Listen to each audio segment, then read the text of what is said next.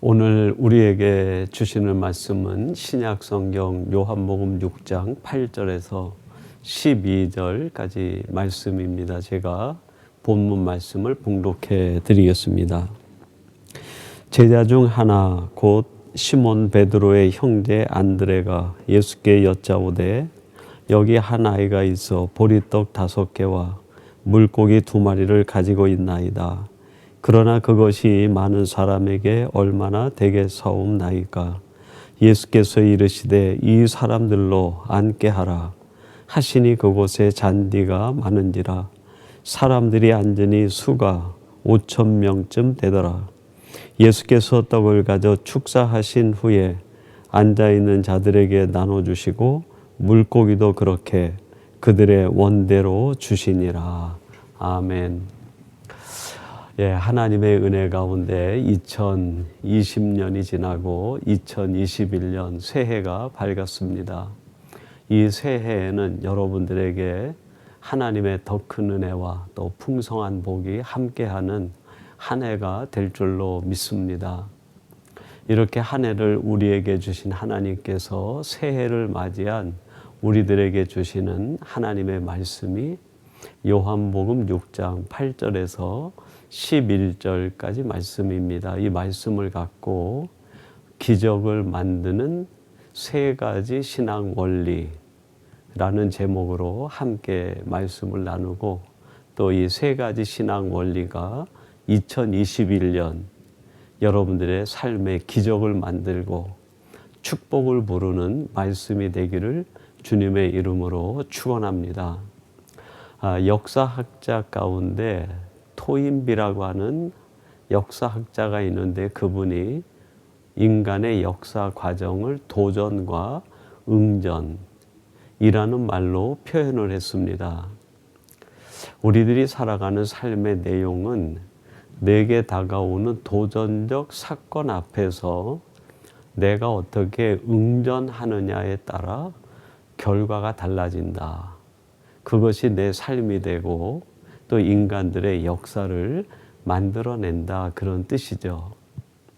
우리들에게 다가오는 도전들, 그것은 도대체 무엇일까요? 3가지 측면에서의 도전이 오는데 첫째는 사람으로부터의 오는 도전입니다. 성경적인 이야기를 예로 든다고 하면 한나에게는 분인나라고 하는 도전이 있었고 가나안을 정복해 들어가는 여호수아에게는 아간이라고 하는 사람의 도전이 있었고 다윗에게는 압살롬이라고 하는 아들의 도전, 이런 사람의 도전이 끊임없이 우리에게 찾아오게 됩니다. 2번째 측면은 자연이라는 측면입니다. 여러분, 2020년 우리들은 예기치 못했던 코로나19라고 하는 엄청난 자연의 도전, 바이러스의 도전에 직면하지 않았습니까? 그리고 3번째는 감정이라고 하는 측면입니다. 여러분, 우리 안에 복병이 숨어 있는데 그것이 인간의 감정이라는 거예요.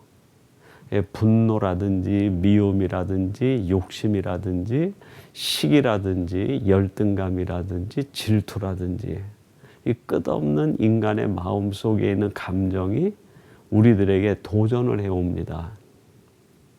이렇게 도전하는 사람이나 자연이나 감정의 목적은 한 가지예요. 그게 뭘까요? 우리의 신앙을 무너뜨리든지 믿음을 파괴시키든지 우리의 인격을 무너뜨리는 게 목적입니다. 근데 이것에 대하여 우리들이 관심을 집중할 것이 아니라 이런 도전들이 찾아올 때 우리들이 어떻게 반응을 할 것인가, 어떻게 응전하고 어떤 원리를 따라 살 것인가, 이것이 중요하죠.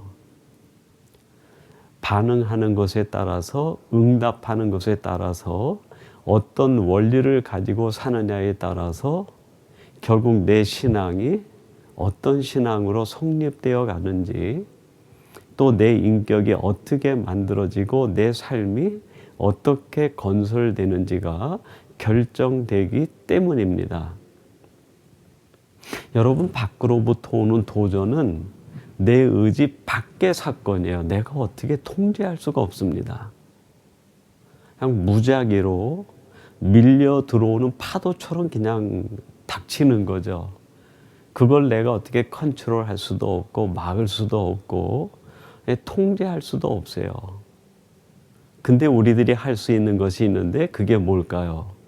그것에 대한 반응, 그것에 대해 대응하는 것과 원리로서 살아가는 것은 얼마든지 우리들이 선택할 수 있고 내가 그 삶의 원리를 따라 살아갈 수 있는 조건들은 얼마든지 내가 조절할 수 있는 거죠. 그래서 우리들은 여기에 관심을 집중해야 되는 것이에요. 여러분, 오늘 성경 본문 말씀을 보면 예수님과 제자들이 함께 벳세다 광야에서 하루 종일 은혜의 시간을 보냈습니다. 주님과 함께 있는 시간이니 얼마나 복되고 행복했겠습니까? 근데 날이 저물어 가자 거기에 한 가지 문제가 도전을 해옵니다. 거기에 모인 사람들이 남자 장정들만 한 5,000명 정도 되었다고 하는데 그들의 먹거리의 문제, 인생 본질과 본능에 관한 문제가 찾아온 거예요. 주님께서 제자들에게 이야기합니다. 한번 너희들이 이 문제를 해결해 보라. 즉 너희들은 이런 문제가 올 때 어떻게 반응하고 어떤 태도를 보이고 어떤 원리를 적용하여 살아갈 것이냐 하는 질문이죠.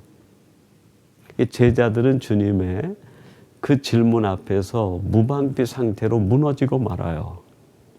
그때 주님께서 친히 이 제자들에게 이런 문제가 찾아올 때 이런 원리로 살아가라 하는 가르침으로 세 가지 원리를 직접 가르쳐 주시고 모범으로 보여주시게 됩니다.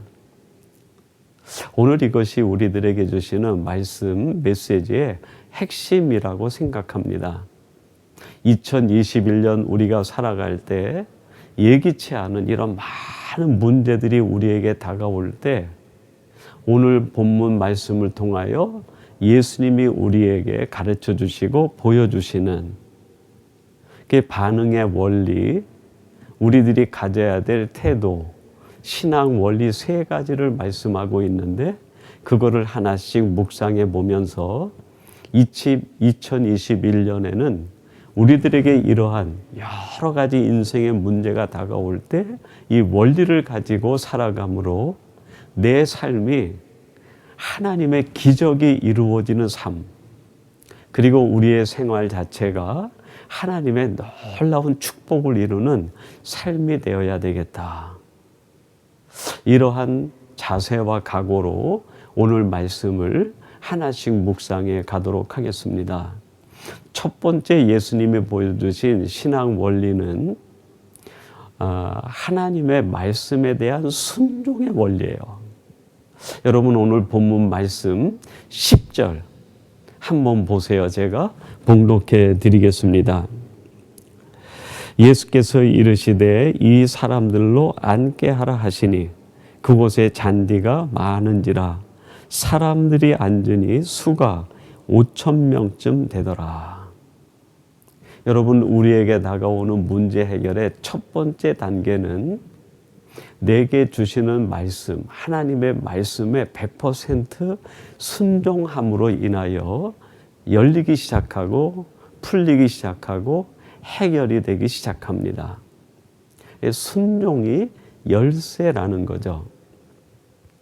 한국의 그 신학교의 신학 서적을 중심으로 출판하는 한들 출판사라고 있습니다. 그 출판사의 사장님이 정덕주 목사님이신데 그분이 한 강연에서 조선 말기로부터 근현대에 이르는 우리 한국 기독교 전체를 세 단계로 정의를 하셨어요. 조선 말기부터 1920년까지는 to know의 단계, 알아가는 단계였다는 거예요. 성경을 배우고 예수님을 알아가고 말씀을 알아가는 그런 단계였다. 그리고 1920년부터 그 1970년대까지 한국이 막 고소득 성장을 이루어가는 그때까지가 두 번째 단계인데, 이 두 번째 단계를 to think의 단계, 생각하는 단계다, 그렇게 표현을 하셨어요. 그래서 이때에는, 그전에는 신유 집회, 부흥회 이렇게 집회의 이름을 붙이다가 사경회라고 이름을 바꾸게 됩니다. 그리고 많은 그 성경 공부와 묵상 단체들이 생겨나게 됩니다. 하나님은 어떤 분이신지, 인생을 산다는 것은 무엇인지, 교회란 무엇인지, 내가 어떻게 신앙생활을 해야 된다 하는 것에 대하여 깊이 묵상하고 생각하는 단계였다는. 그래서 1970년부터 현대까지는 to do의 단계, 내가 어떻게 행동할 것인가 하는 단계로 신앙적 단계가 점점 바뀌어 갔다는 거예요. 여러분, 1970년대 이후부터 2000년대까지는 한국이 민주화 운동과 사회 참여가 아주 본격화되던 때입니다. 이때 세상과 많은 사람들이 교회에 성도들에게 요구한 게 뭡니까? 행동하는 신앙인. 내가 아는 것, 내가 묵상한 것에 머물지 않고 어떻게 살아갈 것인가? 어떻게 행동할 것인가? 하나님이 주신 말씀에 내가 어떻게 순종할 것인가? 이 순종의 단계를 요구했다는 거예요. 제가 어느 책을 보니까 이런 말이 써 있었습니다.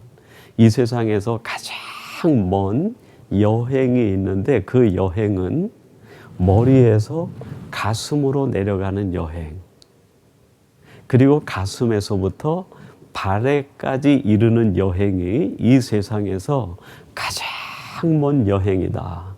그런 글을 보았어요. 얼마나 공감이 되는지 모르겠어요. 여러분, 우리들이 하나님의 말씀을 머리로만 듣고 있는 것이 가슴으로 내려오기까지가 얼마나 어려운지 몰라요. 내가 들은 것이 신앙 고백으로, 내 믿음으로 고백되어지는 단계에 들어가는 건 얼마나 먼 여행인지 모릅니다. 근데 그보다 더 먼 여행이 있어요. 내가 고백한 대로 살아가는 것, 삶에서 실천하고 순종하고 행동하는 것. 오늘 예수님께서 기적을 만드는 신앙 원리의 첫 번째가 순종이라고 얘기합니다.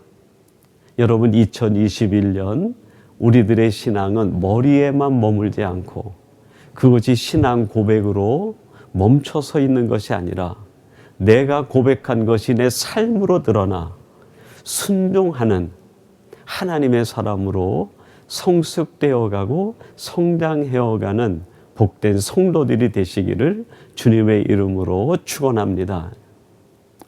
이 기적을 만드는 두 번째 신앙 원리가 있는데, 그것은 기도의 원리입니다. 기도의 원리. 오늘 본문 11절 상반절 말씀 제가 한번 봉독해 드리겠습니다. 예수께서 떡을 가져 축사하신 후에 라고 말씀합니다. 예수님께서 한 어린아이의 도시락을 들고 하늘을 우러러 높이 들고 축사하셨다는 거예요. 기적을 이루는 두 번째 단계, 두 번째 원리는 기도의 원리입니다. 저는 기도라는 것을 이렇게 혼자 스스로 정의를 내리고 가르치기를 즐겨합니다. 기도란 무엇인가?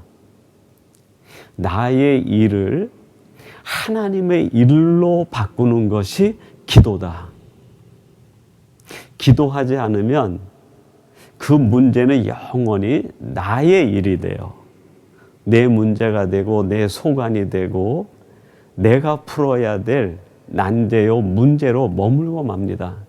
근데 그 문제를 전부 하나님 앞에 가져가서 기도하게 되면, 기도하는 순간 그 일, 그 문제, 그 어려움은 내 일이 아니라 하나님의 일로 바뀌어요. 기도하는 순간 내 일은 하나님의 간섭하시고 하나님의 역사하시는 일이 되기 시작한다는 말씀이죠. 저는 기도하면 떠오르는 인물이 있는데 다니엘입니다. 어린 나이에 바벨론에 포로로 끌려가서 그 생활하는 중에 그 땅에 있는 많은 신하들과 왕들로부터 영적으로 심리적으로 얼마나 많은 도전을 받는지 몰라요. 여러분이 많은 도전을 받는 중에 다리오 왕 때 있었던 일입니다. 조소를 내려서 아무도 다른 신에게 기도하거나 경배하지 못하게 하는 거예요. 그럼에도 불구하고 이 다니엘이 결단을 합니다. 전에 하던 대로 예루살렘을 향해 난 창문을 열고 하루에 3번씩 하나님 앞에 기도하기 시작하는, 그게 다니엘서 6장 10절에 기록이 됐는데 이렇게 말씀합니다. 다니엘이 조소의 왕의 도장이 찍힌 것을 알고도 자기 집에 돌아가서는 윗방에 올라가 예루살렘으로 향한 창문을 열고 전에 하던 대로 하루 3번씩 무릎을 꿇고 기도하며 그의 하나님께 감사하였더라. 다니엘의 형통, 다니엘에게 나타난 모든 기적과 축복은 기도의 결과였어요. 기도하는 사람에게 기적이 뒤따르고 기도하는 사람에게 그 문제는 하나님의 일이 돼서 하나님이 해결해 주시지 않습니까? 이렇게 기도했더니 그 기도한 결과 어떻게 됐습니까? 다니엘서 6장 28절 말씀. 이 다니엘이 다리오 왕의 시대와 바사 사람 고레스 왕의 시대에 형통하였더라. 이 다니엘이 바벨론에 끌려간 것은 주전 605년 느부갓네살이라는 사람이 왕으로 있던 때예요. 그 다음의 왕이 벨사살 왕입니다. 그리고 그 다음에 다리오 왕, 그리고 마지막엔 고레스라는 사람이 왕으로 즉위해요. 다니엘 생전에 왕이 4번 바뀌게 됩니다. 그들이 통치한 기간을 따지면 62년간이 돼요. 62년 동안 다니엘은 바벨론이라는 나라에서 형통하는 사람이 돼요. 하나님의 놀라운 기적과 축복을 매 순간 누리게 됩니다. 어떻게 이렇게 축복의 사람이 될 수 있었고 매 순간 기적을 보며 형통하는 사람이 될 수 있었을까요? 그의 삶의 원리 중에 기도의 원리가 있었기 때문에 그렇습니다. 여러분들이 2021년 이 기도의 원리로 살아갈 때 하나님께서 바벨론에서 다니엘을 형통케 하시고 기적과 축복으로 이끌어 주셨듯 여러분의 삶을 매 순간 기적과 축복으로 이끌어 주실 줄로 믿습니다. 마지막 3번째 원리가 있는데 나눔의 원리입니다. 오늘 본문 11절 마지막 하반절에 이렇게 기록합니다. 앉아있는 자들에게 나눠주시고 물고기도 그렇게 그들의 원대로 주시니라. 제자들을 통하여 우리 주님이 높이 축사하시고 난 오병이어 그거를 무리들에게 전부 나누어 주고 마지막에 남는 것이 12강주리까지 남아요. 나눔을 통해서 이 놀라운 기적 같은 사건이 벳세다 광야, 사람들이 살아가는 황량한 삶의 현장에 이루어졌다는 뜻입니다. 우리가 살아가는 광야와 같은 인생길, 황량한 땅에, 메마른 땅, 척박한 땅에 언제 하나님의 기적 같은 역사가 일어나고 내 삶의 12강주리가 남는 하나님의 은혜의 은총이 이루어질 수 있을까요? 나눔을 통하여 이 놀라운 기적과 축복이 이루어진다는 겁니다. 제가 오늘 글에서 봤는데요. 그 유전공학자들이 침팬지와 사람의 유전자 DNA를 분석했는데 분석 결과 놀랍게도 98.7%가 동일하게 밝혀졌다고 그래요. 침팬지와 사람의 차이는 1.3%의 차이밖에 없는 거예요. 이 1.3%의 차이가 뭘까? 저는 이 글을 보면서 혼자 이런 생각을 했어요. 침팬지와 사람의 1.3%의 차이는 그들이 가지고 있는 사회성, 나눔 속에 차이가 있는 것이 아닌가. 침팬지는 결정적 순간이 되면 자기를 생각해요. 옆에 자식이 있어도 먹거리를 가지고 자기 입에 집어넣습니다. 그러나 여러분, 사람은 마지막 순간에 자기의 있는 것을 자기 입으로 넣는 사람이 아니라 자식의 입에 줍습니다. 타인을 먼저 생각해요. 이 1.3%의 차이는 나눔의 차이고, 그 나눔의 차이가 침팬지의 세계와 사람의 세계를 구분짓는 요소가 아닌가. 여러분, 우리들이 하나님의 자녀가 되는 것은 바로 이 1.3%의 나눔을 잃지 않을 때, 이 나눔의 삶을 실천하고 살아갈 때 우리가 하나님의 자녀다운 삶을 유지하고 인격을 유지하게 되는 것 아니겠습니까? 하나님께서 우리에게 2020년 어려운 시대를 지나서 2021년 새해를 선물로 주셨습니다. 새해를 주셨을 뿐 아니라 하나님은 이미 우리들에게 기적을 예비해 두시고 축복을 예비해 두시고 은혜를 예비해 두신 것 아니겠습니까? 그러면 하나님이 예비하신 2021년의 이 기적, 이 축복, 이 은혜는 누구의 것이 되겠는가? 저는 확신합니다. 예수님이 오늘 본문을 통하여 가르쳐 주신 이 세 가지의 신앙 원리를 따라 살아가는 사람, 그 사람이 바로 하나님이 예비하신 이 은혜, 이 기적, 이 축복의 주인공이 되리라고 저는 확신합니다. 여러분, 2021년 세상이 우리에게 무엇으로 도전하든 거기에 여러분 너무나 마음 빼앗기고 흔들리지 마세요. 우리가 세상 사는 동안 이 도전은 끊임없이 이루어집니다. 그건 우리의 관심거리가 아니라 우리의 생각이 집중해야 되는 것은 그것이 아니라 이런 도전 앞에서 내가 어떤 신앙 원리를 가지고 살아갈 것인가. 이것이 우리의 최종 관심거리요, 우리 인생의 초점이 돼야 됩니다. 오직 말씀에 대한 순종의 원리로, 하나님이 내게 주신 자리에서 무릎 꿇는 기도의 원리로, 1.3%의 나눔의 원리로 삶으로 인하여 하나님이 주신 2021년이 여러분 삶의 최고의 기적의 해가 되시고 축복의 한 해가 되기를 주님의 이름으로 축원합니다. 우리 같이 기도하겠습니다. 하나님 아버지, 2020년 힘들고 어려웠던 시간을 지나게 하시고 하나님의 놀라운 기적과 축복과 은혜로 예비해 놓으신 2021년을 새해로 주시니 감사합니다.